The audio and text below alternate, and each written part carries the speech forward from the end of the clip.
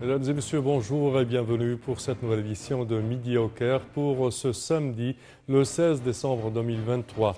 On commence notre édition avec cette information qu'on vient de recevoir. L'émir du Koweït, Cheikh Nawaf Al-Ahmad Al-Jabr Sobah, est décédé aujourd'hui à l'âge de 86 ans. C'est ce qu'a annoncé la cour princier. Alors, avec une grande tristesse, nous pleurons la mort de Cheikh Nawaf Al-Ahmad Al-Jabr Sobah, émir de l'État du Koweït. C'est ce qu'a indiqué le communiqué diffusé à la télévision d'État koweïtienne. Et l'autorité nationale des élections, l'ANE, a annoncé, chers téléspectateurs, qu'une conférence de presse serait tenue ce lundi à 14 heures dans le centre de congrès à Nasr City pour proclamer les résultats des élections présidentielles 2024. Dans un communiqué, l'ANE a indiqué qu'elle n'avait reçu aucun recours déposé par les 4 candidats à la présidentielle ou par leurs représentants contre les décisions des bureaux de vote concernant le scrutin. Les bureaux de vote au niveau de la République n'ont reçu aucune contestation des candidats ou de leurs représentants concernant toutes les questions liées au vote dès le début du scrutin jusqu'à la fin du dépouillement des bulletins de vote.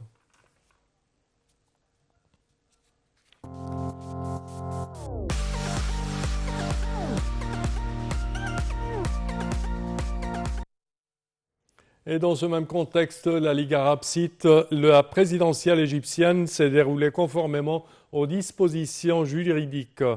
Dans son rapport préliminaire sur le suivi de l'élection présidentielle 2024, la Ligue arabe a souligné que la mission chargée de suivre le processus électoral a relevé la ponctualité et l'intégrité des procédures dans 99% des bureaux de vote visités. Pour plus de détails, voici un commentaire.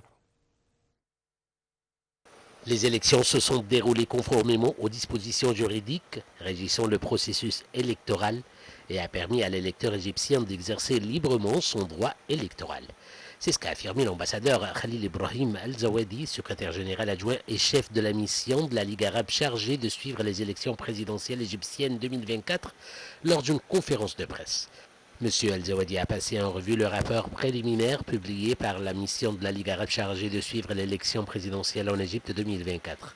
Il a exprimé la satisfaction de la mission quant aux préparatifs, la bonne organisation et l'atmosphère de calme et l'ordre dans laquelle se sont déroulées les élections. Le rapport a souligné que plus de 67 000 électeurs enregistrés sur les listes électorales réparties dans plus de 11 600 bureaux de vote annexes à travers l'Égypte. Il a également salué la sensibilisation exercée par les conseils nationaux pour encourager les électeurs à voter, ainsi que le rôle des médias et de la société civile et surtout le rôle de l'autorité nationale des élections.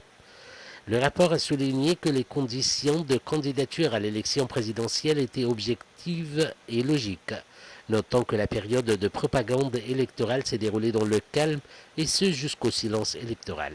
Les observateurs ont été déployés pendant les jours de vote dans 6 gouvernorats d'Égypte et les équipes de la mission ont visité 507 bureaux de vote, y compris ceux consacrés aux Égyptiens résidant hors de leur circonscription électorale dans 356 bureaux de vote tout au long du processus électoral.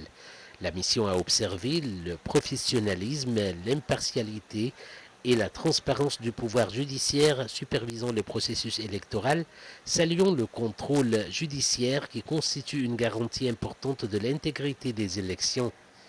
À noter que le conseiller Hazem Badawi, chef de l'autorité nationale des élections, a dévoilé que 14 organisations et 220 observateurs internationaux, en plus de 62 organisations locales et 22 540 observateurs locaux, ont surveillé le processus électoral.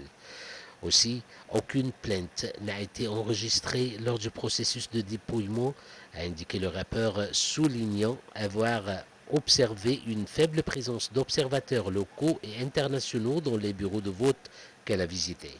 La mission a également enregistré une forte participation au bureau de vote dès les premières heures de la matinée, majoritairement constituée de femmes et de personnes âgées.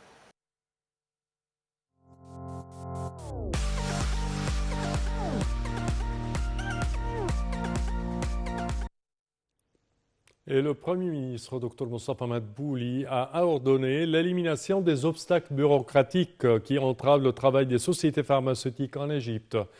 Lors d'une réunion de suivi sur la localisation des industries pharmaceutiques, le Premier ministre a confirmé la disposition du gouvernement à fournir les facilités nécessaires à ces entreprises, ce qui reflète l'intérêt accordé par l'État à ce dossier, surtout que l'Égypte est un grand pays et que l'industrie pharmaceutique permet d'exporter les médicaments vers de nombreux pays.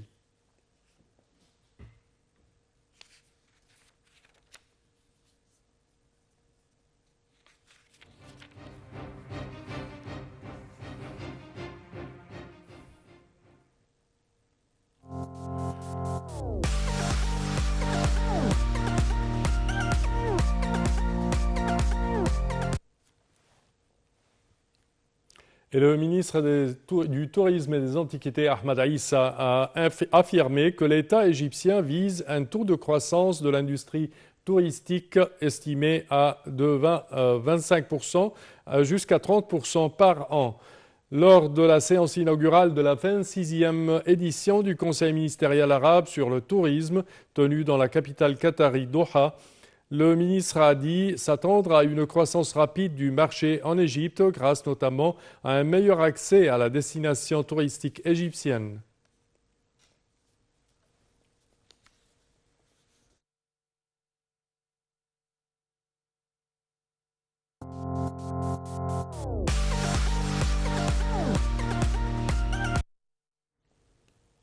Et les projets gagnants de l'initiative Smart Green Projects exposés à la COP28.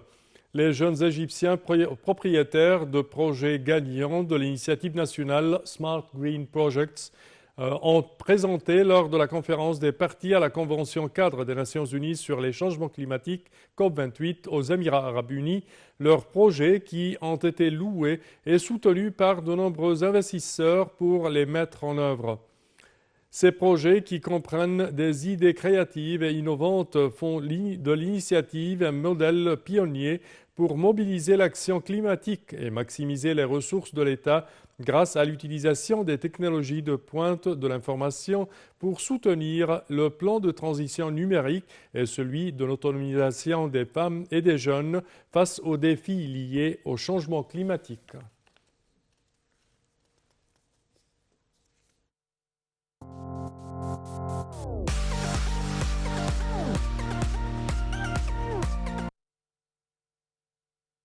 Et concernant le sport, Al-Ahli cartonne l'Ittihad de l'Arabie Saoudite de Benzema et pour se qualifier à la demi-finale de la Coupe du Monde des clubs.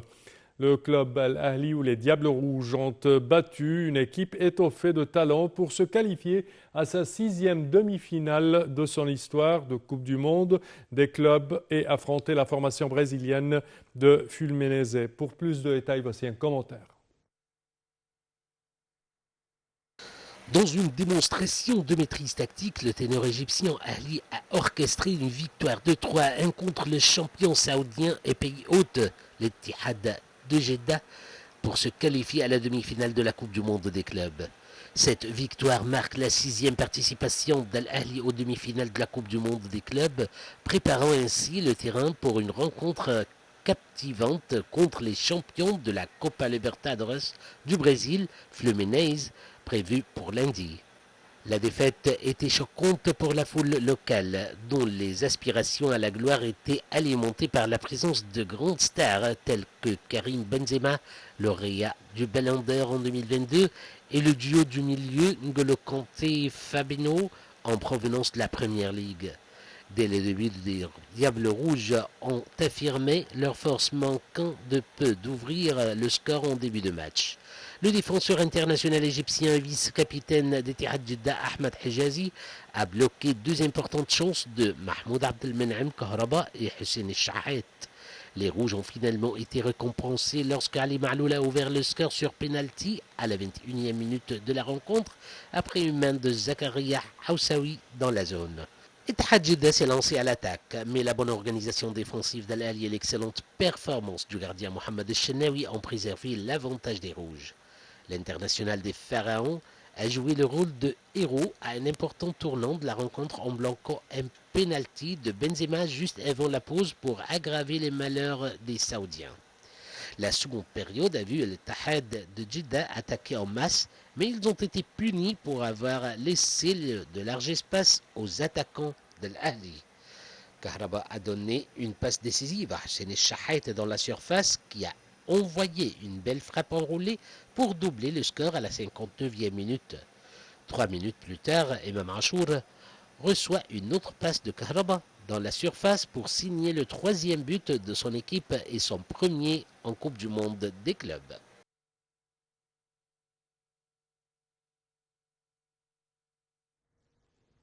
Félicitations au club égyptien Al-Ahli et bonne chance pour l'Etihad. Et à présent, chers téléspectateurs, nous parvenons au terme de cette édition de Midi au Caire. Je tiens à vous remercier de votre attention et je vous donne demain rendez-vous avec une nouvelle édition. Au revoir.